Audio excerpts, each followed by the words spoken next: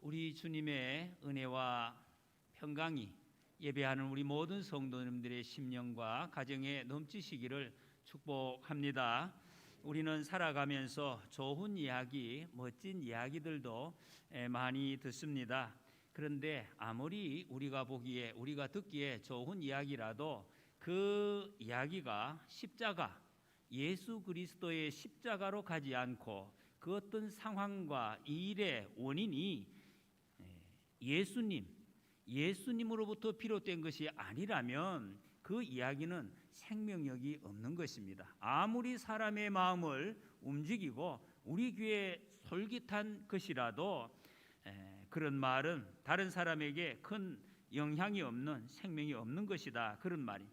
우리가 시대마다 참 인기 있는 사람 여럿 있었습니다. 강직해 보이는 사람, 신비한 능력을 체험하고 큰 은사를 받은 것 같은 사람들 많이 있었습니다. 그런 사람들 중에 일부에는 교회를 비판하는 그런 사람들도 있었습니다. 그 중에 율법주의자, 때로는 그런 이야기를 하면서도 자기 중심, 자기 우상에 빠진 이런 사람들도 많이 있는 것을 우리는 보아왔습니다.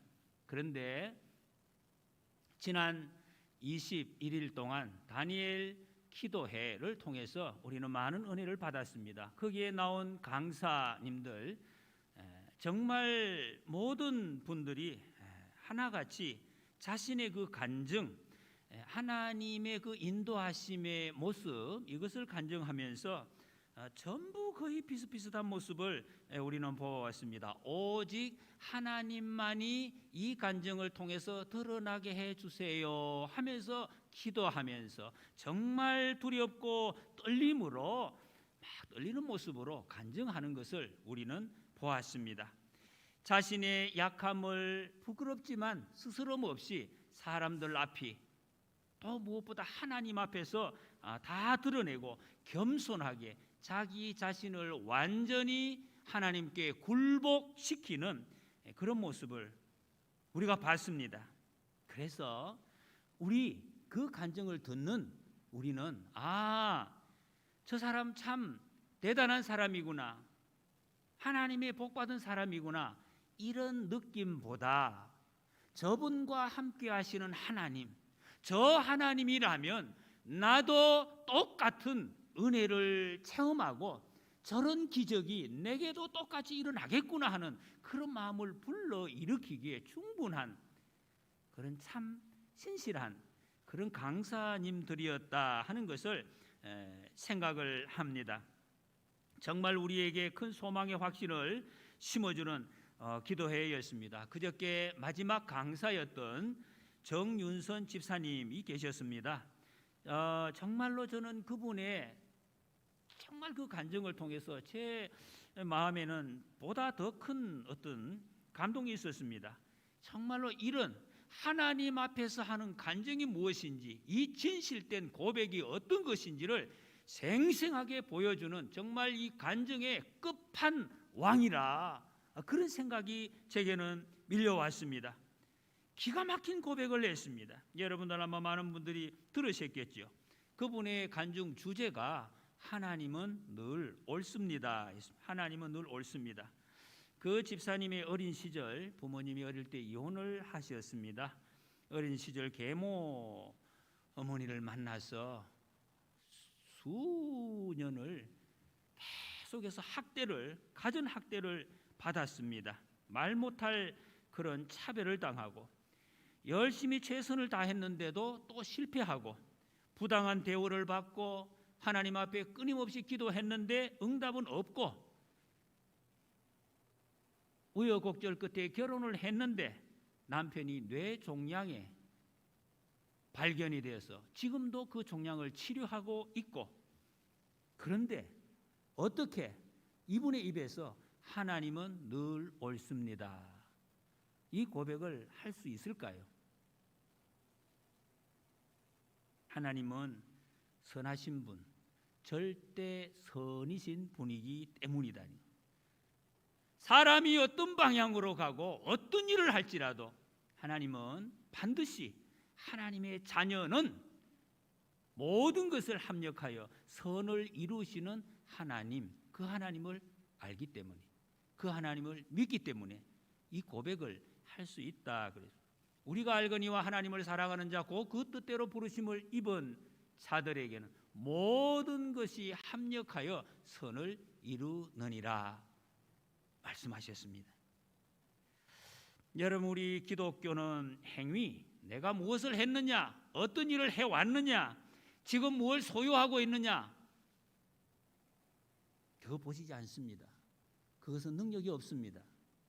내가 무엇을 믿느냐, 내가 믿느냐 믿지 않느냐, 내가 주님 앞에 나를 드리느냐 드리지 않느냐, 이것이 여건입니다.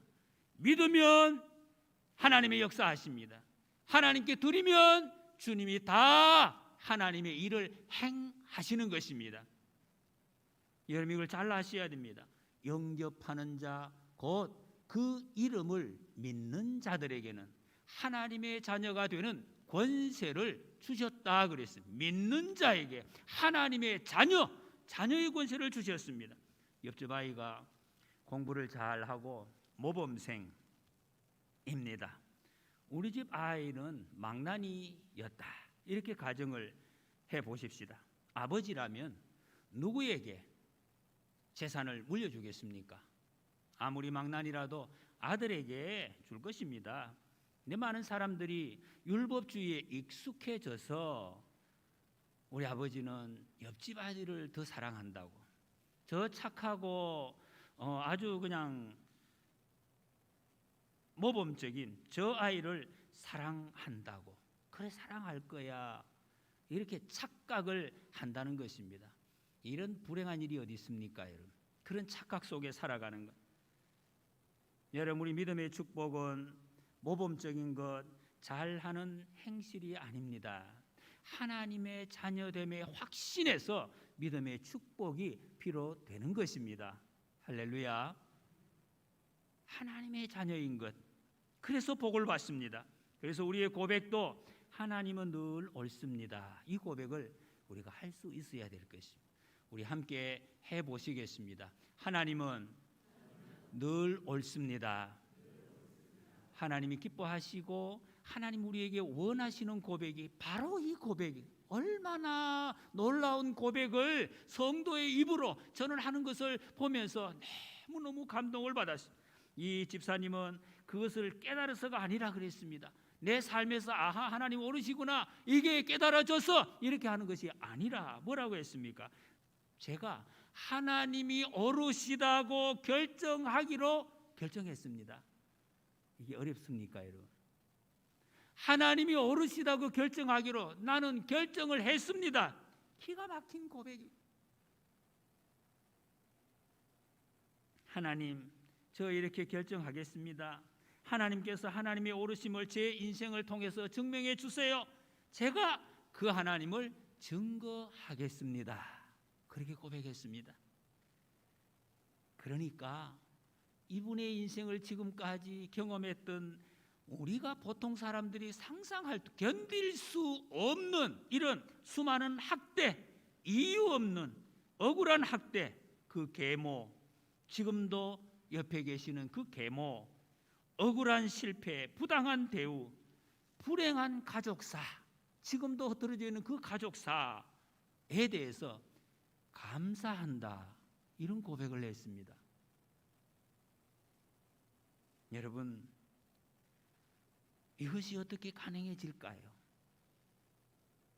어떻게 우리가 이런 삶을 살 수 있겠습니까? 오늘 본문 말씀은 우리에게 죽음, 우리의 마지막 날, 그것을 기억하며 살아라 라고 말씀하십니다. 오늘 본문의 재림, 주의 날, 그때, 멸망, 그 날, 이런 단어들은 다 우리의 죽음을 의미합니다. 인생의 죽음, 메멘토 모리라는 이 라틴어가 있습니다. 죽음을 기억하라 하는 뜻입니다. 옛날 고대의 로마에 승전한 장군이 개선을 할 때에 수많은 군중들이 옆에 있는데, 그때 노예들을 시켜서 이 말을 복창하게 했다는 것입니다. 죽음을 기억하라, 죽음을 기억하라. 지금 당신이 전쟁에서 승리해서 살아서 돌아오지만 내일 당신이 죽을 수도 있다 하는 것을 확인시켜 주는 것입니다. 태어난 사람은 다 죽게 되어 있습니다. 여기 계신 분들 한 50년 후에 여기 앉아 계실 분 누구 계십니까? 우리 젊은 친구는 나는 살아있겠지 그렇게 생각할지 몰라도 그거는 알 수 없습니다. 건강하게 총명하게 지낼 수 있겠습니까? 여러분, 내가 죽었을 때 여러분이 죽었을 때 달려와서 여러분을 위해서 울어줄 사람 누가 있겠습니까? 이름을 한번 적어 보십시오. 내 죽음을 보고 사람들이 와서 속으로 무슨 말을 하겠습니까? 여러분, 우리가 죽음을 기억할 때에 정신없이 살지 않고 정신 차리고 복된 삶을 살 수 있다 그렇게 말씀하십니다. 우리는 주님의 날, 주님의 재림을 기다리는 사람들입니다. 이 재림 주님의 날이 가장 우리에게 구체적으로 보여지고 가까이 있는 것이 바로 죽음입니다. 아무리 의학이 발달해도 병원 뒤에 영안실이 있습니다. 원래 제가 자료를 보니까 최고령 이 세계에서 오래 산 157세라고 하는 인도네시아에 이분이 건강하게 지금도 일하고 계시고 120세의 딸을 돌보면서 살고 있다고 합니다. 프랑스의 122세가 된 최고령 할머니가 전에 지나간 이야기입니다. 옆집에 사는 주인과 계약을 했다고 합니다. 자기는 곧 죽을 테니까 이제 내가 죽으면 이 집을 당신에게 넘겨줄 테니 내가 살아있는 동안의 생활비를 당신이 감당을 하시오 이렇게 계약을 맺어 45세 옆집 주인과 계약을 했는데 그 옆집 주인이 먼저 죽었다고 합니다. 여러분, 올 때는 순서가 있지만 갈 때는 순서가 없습니다. 만약에 사람이 순서대로 간다고 한다면 얼마나 무기력하고 비참한 모습입니까? 죽음을 향해서 일렬로 서서 걸어가고 있는 참 불쌍한 모습이 될 것입니다. 죽음은 확실합니다. 우리 눈에 보이지 않아도 도둑처럼 우리의 곁에 항상 도사리고 있는 것이 죽음이다 말씀합니다. 주의 날이 밤에 도둑같이 이를 줄을 너희 자신이 자세히 알기 때문이라 그랬습니다. 그런데 사람들은 거의 대부분이 이 죽음이 나와는 멀리 있다고 생각을 합니다. 누가 옆에서 어떤 분이 돌아가시면 그 장례식에 가서 아이고 어떻게 돌아가셨어요? 나는 아직 아닌데 이런 생각을 한다는 것입니다. 그들이 평안하다 안전하다 할 그때에 임신한 여자에게 해산의 고통이 이름과 같이 멸망이 갑자기 그들에게 이르리니 결코 피하지 못하리라. 죽음이 보편적이라는 것, 아주 일반적인 것입니다. 가까이에 있습니다. 그런데 이 죽음이 단순한 것이 아닙니다. 우리의 일생을 결정해주는 그 시점, 그 모습이 바로 죽음이라는 것입니다. 직결되어 있다. 그래서 중요합니다. 그 사람이 어떤 사람이었는가 그 결정지는 것이 바로 이 죽음입니다. 지금까지 살아온 삶이 아니에요. 그 죽음의 순간이라는 것입니다. 어떻게 죽었느냐, 어떻게 살아왔느냐, 나라를 위해서 죽으면 순국자입니다. 교회를 위해서 복음을 위해서 죽었다면 순교자가 되는 것이고, 돈을 움켜쥐고 있다가 죽으면 수전노가 되는 것입니다. 여러분 인생의 결론이 그래서 죽음과 직결되어 있습니다. 어떻게 태어났는지, 어떻게 성장했는지 그것도 상당히 중요한 부분이기는 합니다. 그러나 그것보다 훨씬 더 중요한 것이 마지막 순간 어떻게 죽었느냐, 여기서 완전히 역전이 되는 것입니다. 살아있는 사람에게 그래서 최고의 과제가 죽음이다라고 말하는 것입니다. 여러분, 그리고 이 죽음을 잘 생각하면 오늘의 삶을 가치 있게 살 수 있게 되는 것입니다. 오늘을 후회 없이 살아가는 방법, 죽음 생각하는 것입니다. 죽음을 묵상하는 것입니다. 인생의 한계를 생각하는 것입니다. 그래서 우리는 여러분 가까이 없으면 공동묘지를 종종 찾아가야 됩니다. 인생이 무한이 아니구나, 잠깐 주어진 시간이구나 하는 것을 확인하고 살아야 된다는, 사람들이 요즘 웰빙이라는 말을 뭐 얼마나 많이 이야기하는, 웰빙, 잘 사는 거죠. 건강도 잘 살고 정신도 잘 살고 환경도 잘 살고 잘 사는 것. 어떻게 하면 잘 살 수가 있습니까? 음식 많이 나옵니다. 그게 잘 먹으면 잘 살 수 있습니까? 성경은 그 답을 잘 죽는 거, well dying, 어떻게 하면 잘 죽는지를 알아야 잘 살 수 있다고 말씀하고 있습니다. 여러분, 노벨상을 다 아십니다. 아마 이 세상의 상 중에서 가장 권위 있고 상금이 가장 많은 그런 상일 것입니다. 이 상을 노벨이라는 사람이 만들었는데, 다이너마이트를 발명한 사람, 어떻게 해서 이 상을 만들게 되었습니까? 물었을 때에 이분이 어느 날 아침에 커피를 마시면서 조간신문을 보고 있는데 그 기사에 자기가 죽었다는 기사가 났다는 것입니다. 이게 어떻게 되었는가? 나중에 보니까 자기 형, 그 이름이 전부 비슷한데 자기 형이 죽은 것을 기사가 잘못 알고 자기가 죽은 것으로 이렇게 기사가 났다는 거예요. 그래서 이 사람이 죽었으니까 자기에 대해서 일생을 이제 그 평가해 놓은 글을 거기에 적어 놨다는 것입니다. 그걸 보면서 야, 내가 인생을 이렇게 살아왔구나. 뭔가 변해야 되겠다. 그래서 그때 마음 먹은 것이 내가 많은 돈을 들여서 사람을 살리는 일을 해야 되겠다. 이 자기 재산, 전 재산을 기부해서 현재 이제 이 재단을 만들었다고 합니다.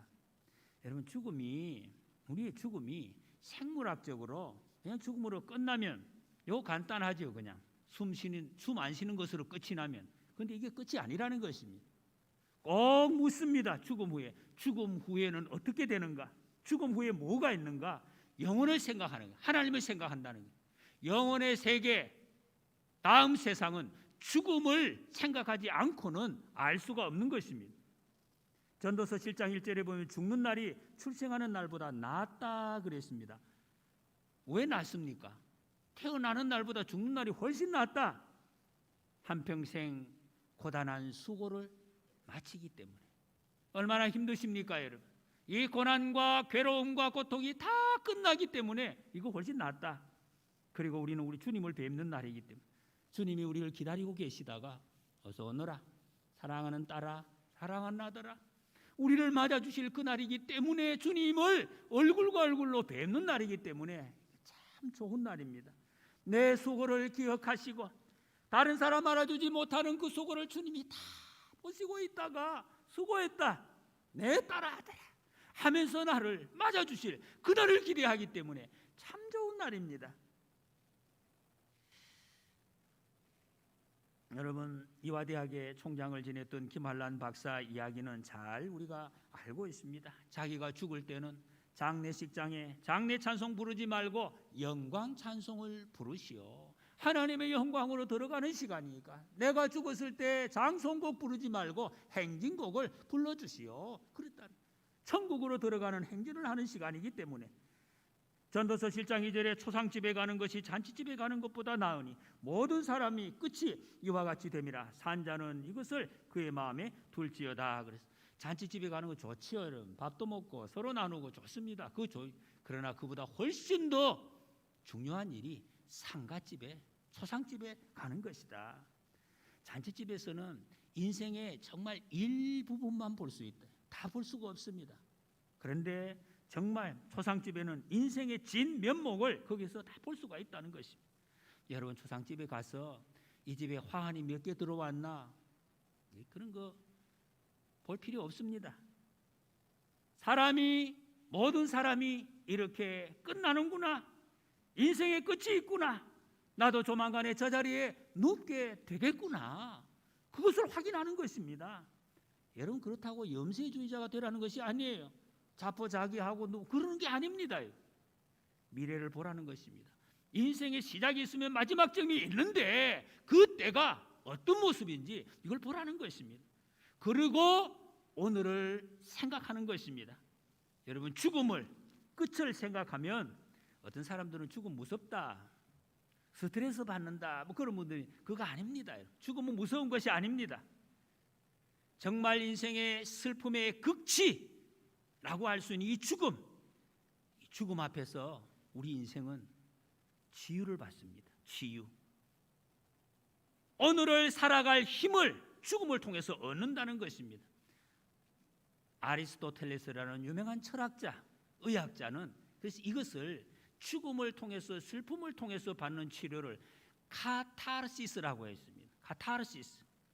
비극이, 인생의 비극이 내 하나에만 있는 것이 아니라 모든 사람에게 동일하게 있구나 하는 것을 확인하게 될 때에 마음의 정화가 일어나고 큰 회복이 있다는 것입니다. 요즘 웃음 치료를 하는 게 있습니다. 우차사. 웃으면 뭐 치료가 된다. 어느 정도 될 수 있겠죠. 굉장히 순간적입니다. 웃음을 통해서 치유받는 것보다 이 슬픔, 아픔을 통해서 치유받는 것이 훨씬 더 강력하다는 것이, 눈물로 치료되는 것이. 전도서 7장 3절에 보면 슬픔이 웃음보다 나음은 얼굴에 근심하는 것이 마음에 유익하기 때문이라 말씀했습니다. 여러분, 죽음을 생각하면서 치유의 역사가 일어납니다. 웬만한 인생의 고민거리, 여러분 지금 뭘 고민하고 계십니까? 뭐가 지금 여러분의 마음을 붙들고 있고 슬프게 하고 안타깝게 하고 답답하게 하고 있습니까? 왜 자꾸 힘이 빠지고 다리가 후들후들 떨리고 앞이 캄캄하고 왜, 무엇 때문에 그렇습니까? 죽음을 생각하세요. 어지간하면 다 아무것도 아닌 것으로 이겨낼 수 있습니다. 싹 사라집니다. 카렌 와이어트라는 의사가 일주일이 남았다면 하는 책을 썼습니다. 이 책을 쓰게 된 동기가 자기 환자 중에서 테드라는 사람이 호스피스 병동에 있는 환자인데, 이분이 마지막 죽을 때 자기 의사를 빤히 보면서 이런 말을 했다고 합니다. 급하게 죽음에 맞닥뜨리고 나서야 정말 중요한 것이 무엇인지 알게 되다니 왜 진작에 깨닫지 못했을까요? 다른 사람들에게 꼭 전해주세요. 바로 지금에 충실하고 더 늦기 전에 인생의 교훈을 깨닫기 바란다고 말입니다. 이 말을 듣고 이 책을 썼다, 이렇게 거기 적었습니다. 여러분, 죽음을 인정할 때 떠오른 생각, 가장 중요한 생각입니다. 죽음을 생각하고 그 책에서 이 죽기 전에 후회하는 대표적인 것들 7가지를 이렇게 적었습니다. 후회하는 사랑, 용서, 행복, 포용, 열정, 여유, 감사. 사랑하는 사람을 더 사랑, 나와 다른 사람을 용서하는 것, 슬픈 감정보다 행복한 감정으로 세상을 바라보는 것, 마음에 들지 않아도 포용하고 받아주는 것, 내가 하려고 했던 것에 열심히 하는 것, 긴장된 삶보다 여유로운 마음으로 생활하는 것, 작은 일에도 감사하는 것, 이걸 하지 못했다는 것을 후회한다는 것입니다. 여러분, 죽음을 염두에 두고 산다면 좀 더 후회 없는 삶을 살았을 텐데 그렇게 후회하게 되는 것입니다. 그래서 그 책에서 이렇게 독자들에게 권면합니다. 지금 이 순간 가장 가까운 사람에게 사랑한다고 말하세요. 이렇게 권면해요. 뭐 우리가 늘 하는 거죠. 하고 연습하는 거예요. 다시 한번 여러분 한번 해보십시다. 옆에 멀리 말고 가장 가까이 계시는 분에게 사랑합니다. 사랑합니다. 하시라는. 오늘 본문은 후회 없는 인생을 위해서 무엇을 해야 하는지를 말씀하고 있습니다. 주님은 내 자신이 누구인지를 알라, 이렇게 말씀하십니다. 어디서 좀 듣던 말씀인데 4절 5절에 보면 형제들아 너희는 어둠에 있지 아니하며 그날이 도둑같이 너희에게 임하지 못하리니 너희는 다 빛의 아들이라. 우리가 밤에나 어둠에나 속하지 아니하나니 그러므로 우리는 다른 이들과 같이 자지 말고 오직 깨어 정신을 차릴지라. 우리에게 죽음이 갑자기 찾아오지 않는다는 것이 우리에게는 왜? 빛의 아들이기 때문에 우리는 알 수 있습니다. 아하, 죽음이 저 오겠구나 하는 것을 알 수 있는 사람이라는 것입니다. 어둠 가운데 있지 않다. 그래서 다른 사람들과 같이 자지 말라. 정신 차리라. 그날 죽음, 그날을 기억하며 죽음을 기억하면서 정신줄 놓지 말고. 여러분, 정신줄 놓는 경우 가끔 있죠. 특히 잠 올 때. 저도 여러분 이게 시간이 딱 지나면 한 막 12시 넘어가고 이 머리가 더 이상 안 돌아가요. 아무것도 생각이 안 나고 진행이 안 돼. 정신줄 놓는, 판단을 못 한다. 그렇게 되면 안 된다는 것입니다. 내가 지금 어디로 가고 있는지, 내가 무슨 말을 하고 있는지 알고 있으라는 거예요. 정신없이 그냥 하지 말라는 것입니다. 깨어 있으라. 이 말씀은 나를 지금 힘들게 하고 있는 지금 내 환경, 무너진 가정, 폭력, 육체의 질병이나 아니면 내 자존심, 이런 것들, 이게 내 앞에 꽉 차 있을 때에 죽음을 생각하라는 것입니다. 아, 나 죽을 사람이구나, 내가 죽을 사람이구나, 이거를 기억하라는 것입니다. 그러면 하나님께서 나를 통하여 이루어 가실 그 계획, 이것을 막아버리고 잊어버리고 모르게 하는, 그것을 방지할 수가 있다는 것입니다. 그렇게 하지 말게 하라는 것입니다. 하나님은 선하신 하나님이시기 때문에 반드시 그 뜻대로 부르심을 입은 사람들에게 합력하여 선을 이루십니다. 이분이 우리 하나님이십니다. 이걸 잊어버리지 말라는 것입니다. 하나님이 일을 해나가시는데 내가 잊어버리고 내가 모르고 내가 맡겨서 하나님의 역사에 쓰임받지 못하는, 쓰임받아도 그것도 모르는 그런 어리석음에 처하지 말도록 깨어 있으라 라는 말씀입니다. 여러분, 우리 믿음은 다른 말로 하면 선택입니다. 선택이에요. 우리가 흔히 예수님 믿으면 예수님이 내를 위해서 모든 것을 하시니까 나는 이제 휠체어에 가만히 앉아, 주님이 내 휠체어를 밀고 이리 가고 저리 가시고 다 해주고, 나는 예수님도 바라보고 세상도 바라보면서 가만히 앉아 있으면 주님이 이끌어 주실 것이다. 요거는 오해하시는 거예요.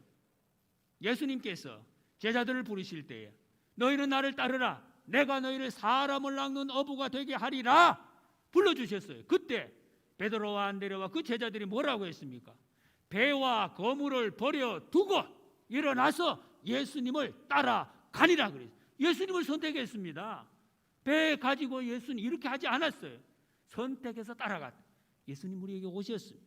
우리를 구원해 주셨습니다. 내가 너를 사랑한다, 나를 따르라고 이 큰 부르심을 우리에게 주셨어요. 우리가 할 것은 나를 버리고 세상을 버리고 예수님을 향해서 벌떡 일어나서 따라가는 선택, 이 선택, 주님을 따라가는 것이, 주님께 모든 것을 맡기는, 그러면 주님이 책임지십니다. 주님이 하신다는 것입니다. 내 인생 전체를 주님이 쓰신다는 것이, 내가 손으로 붙들고 주님 이거 내가 끌고 갈 테니 어떻게 한번 해보십시오, 이게 아니라 주님께 다 맡겨드리면 주님께서 내 인생을 끌어주시고 사용해 가실 것을 말씀하고, 이것이 우리의 믿음입니다. 우리를 축복하십니다. 근데 왜 많은 사람들이 그렇게 못 따라갑니까? 죽음을 생각하지 못하기 때문에. 누가복음 12장에 보면 부자, 어리석은 부자 비유가 있습니다. 영혼아, 자기 영혼에 여러 해 쓸 물건을 많이 쌓아두었으니 평안히 쉬고 먹고 마시고 즐거워하자 하리라 하되, 하나님은 이르시되 어리석은 자여, 오늘 밤에 내 영혼을 도로 찾으리니 그러면 네 준비한 것이 누구의 것이 되겠느냐 하셨으니, 자기를 위하여 재물을 쌓아두고 하나님께 대하여 보유하지 못한 자가 이와 같으리나 그랬습니다. 여러분, 죽음을 기억하지 못하면은 하나님이 주신 재물, 하나님이 주신 돈을 써야 할 곳에 못 쓴다 하는 것입니다. 지갑에 돈이 암만 들어 있어도 오늘 밤에 하나님 부르시면 그거 다 종이 쪼가리 되는 것입니다. 자존심 때문에 싸우고 자존심 때문에 고집 부리고, 어떤 분은 이 자존심 때문에 교회까지 안 나오시는 분들이 있어요. 참 대단하시죠? 예, 그런 거 많은데 죽음을 생각하면 그럴 일이 없습니다. 오늘 밤에 주님이 나를 부르시는데 뭘 그렇게까지, 무슨 필요가 있습니까? 엘리자베스 퀴블러 로스라는 이 죽음 연구의 권위자가 있습니다. 사후생이라는 그 책을 썼는데 거기에서 이런 이야기를 합니다. 죽어가는 사람처럼 우리에게 많은 것을 가르쳐주는 사람은 없다. 여러분, 우리가 많은 것을 배우기도 하고 가르침을 받기도 하는데 이 죽음만큼 죽어가는 사람처럼 우리에게 가르쳐주는 것이 없다는 것입니다. 근데 사람들은 죽어가는 사람 옆에 잘 있지 않으려고 합니다. 여러분, 죽어가는 분에게 가장 큰 효도는 그 옆에 있어 드리는 것입니다. 중환자실에서 죽지 않고 자기 집에서 돌아가게 하시는 것. 병원에서 의사가 더 이상 치료의 방법이 없습니다. 여러분, 우리는 성경에 하나님이 하시는 죽음에 대해서 안다면 너무 그 중환자실에서 막 이렇게 호흡기를 끼고 강제로 이렇게 생명을 연장시키려는 것은 좀 깊이 생각해 보아야 할 그런 문제입니다. 그렇게 진단이 났으면 집으로 모셔서 남은 며칠 동안이라도 가족과 함께 이야기하고 그 죽음을 통해서 주시는 교훈을 받는 것이 가시는 분에게나 있는 사람들에게나 가장 좋은 방법이 된다는 것입니다. 최고의 선물이 형편이 안 되면은 병원에 1인실이라도 모시고 가족들과 대화하고 목사님 모시고 예배드리고 또 가족들에게 그 인생을 전해주는 것 아주 유익한 일입니다. 그리고 이런 죽음에 대한 이야기를 평소에도 우리는 많이 나누어야 됩니다. 내가 죽으면 이 찬송을 내 장례식에서 좀 불러주라. 내가 좋아하는 찬송이다.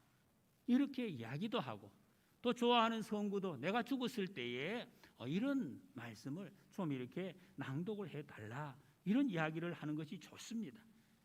그래야 자기 자신도 후손도 바르게 살 수 있고. 여러분 죽음은 어릴 적부터 배우는 것이 더 좋습니다. 어린아이에게 죽음을 아니에요 여러분. 어린아이일수록 죽음을 말하고 보여주어야 됩니다. 여러분 장례식이 어떤 장례식이 가면 손주들이 잘 안 보여요. 어디 갔나 학교 갔다고.